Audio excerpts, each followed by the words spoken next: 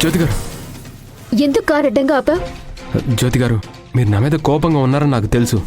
నేను చెప్పేది పూర్తిగా విన్నాక మీరింతే కోపంగా ఉంటారో నాకు శాపమే పెడతారో మీ ఇష్టం. ఇంకెన్ని మాయమాటలు చెప్తావు? నువ్వు వేసిన మాస్టర్ వేషాలకి, నీ స్వార్థానికి నీ మొహం కూడా చూడకూడదు. పోయిన నా జుంక బంగారుది, కష్టపడిన డబ్బులతో కొంది.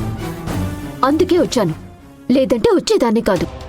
చూడండి జ్యోతి గారు, తప్పు చేసిన వాడు తప్పించుకోవాలనుకుంటాడు, మోసం చేసినోడు పారిపోవాలనుకుంటాడు, నిందపడ్డోడు మాత్రమే దాన్ని చెరిపేసుకోవడానికి ప్రయత్నం చేస్తాడు.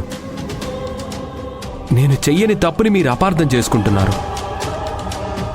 మీరు కళ్ళతో చూసింది, చెవులతో విన్నది మాత్రమే నిజమని నమ్మి నేను మిమ్మల్ని మోసం చేశానని భ్రమపడుతున్నారు. కానీ దాని వెనక్కున్న అసలు కారణమేంటో మీరు తెలుసుకోలేకపోతున్నారు. జ్యోతి గారు, ఇదంతా నా గొంతులో నుండి వస్తున్న మాటలు కాదు, నా గుండెల్లో ఉన్న ఆవేదన. ఒకే ఒక్కసారి నేను చెప్పేది వినండి. ఆ తర్వాత అది నిజమో అబద్ధమో నన్ను నమ్మాలో వద్దో మీరే డిసైడ్ చేసుకోండి. సరే చెప్పండి. అసలు విషయం ఏంటో తెలుసా? ఆ రోజు మీకు చెప్పింది మాత్రమే నిజం. ఆ శ్రావ్య సంగతి మీకు తెలిసిందే కదా. ఆవేశం తప్ప ఆలోచన ఉండదు, అహం తప్ప అర్థం చేసుకునే గుణం ఉండదు. తప్పు చేసైనా సరే గెలవాలి అనుకుంటుంది, అధికారం చూపించి పైచేయి సాధించాలనుకుంటుంది. అనవసరమైన గొడవ ఎందుకని శ్రావ్యం నమ్మించడానికి అబద్ధం చెప్పాను. అదే మాట ఇటు చూసి చెప్పు.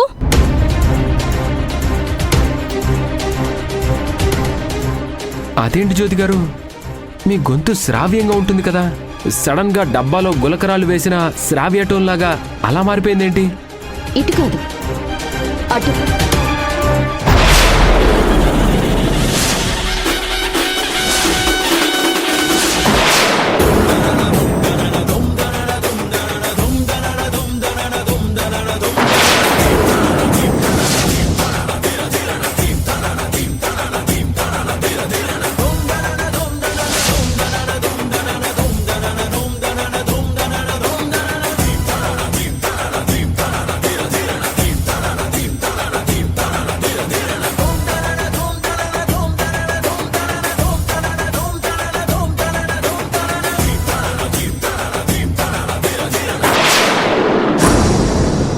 ఏంటి రాజు, మా అక్క టోన్ డబ్బాలో వేసిన గులకరాళ్ళ చప్పుడులా ఉంటుందా?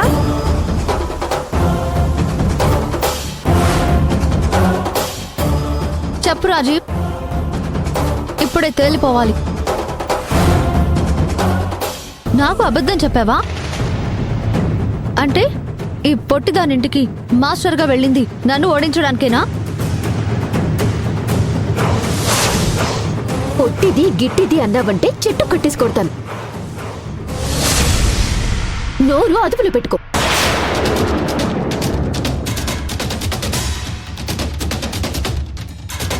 ఏంటి అదుపులో పెట్టుకునేది?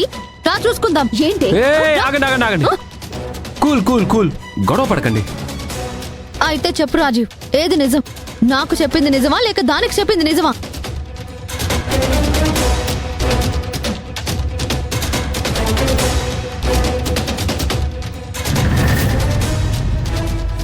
మాట్లాడు రాజీవ్.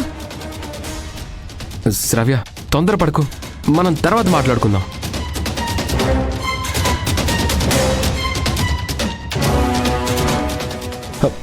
జ్యోతి గారు,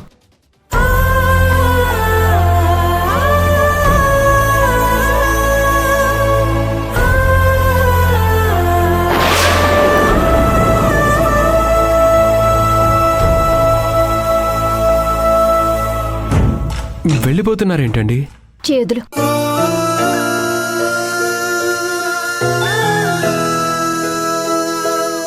చెయ్యి వదులు. క్షణం క్రితం చెప్పిన మాట మీద వెంటనే నిలబడలేకపోయావు. శ్రావ్యకి జరిగింది ఇది అని ధైర్యంగా చెప్పలేక మేనేజ్ చేద్దామని చూస్తున్నావు.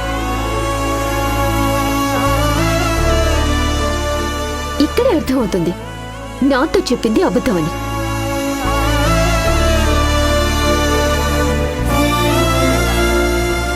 అయినా డబ్బున్న వాళ్ళకి నిజాయితీ ఉండదని మా అమ్మ ఎప్పుడు చెప్తూనే ఉంటుంది. ఇప్పుడు నేను కళ్ళారా చూస్తున్నాను.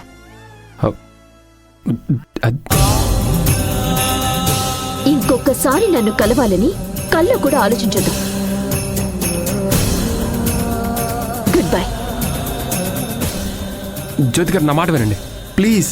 నేను చెప్పేది ఒకసారి వినండి.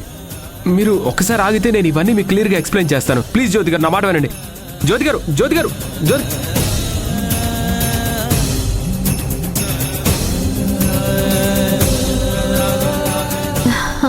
అది పోతే పోయిందిలే రాజీవ్. నీకు ఒక ఇంపార్టెంట్ విషయం చెప్పడానికి వచ్చాను. రేపు మా అమ్మ నాన్న మ్యారేజ్ యానివర్సరీ. నిన్ను ఆంటీని స్పెషల్గా ఇన్వైట్ చేద్దామని వచ్చాను. పద వెళ్ళి ఆంటీని ఇన్వైట్ చేద్దాం. స్టాప్.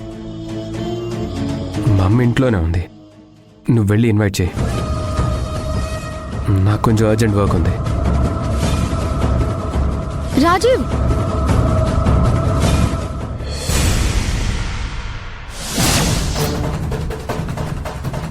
బాబాయ్, షాద్ నగర్ వెంచర్ లేఅవుట్ ఎప్పుడు రెడీ అవుతుంది? ఇంకో వారంలో రెడీ అవుతుంది. ఓకే. హలో,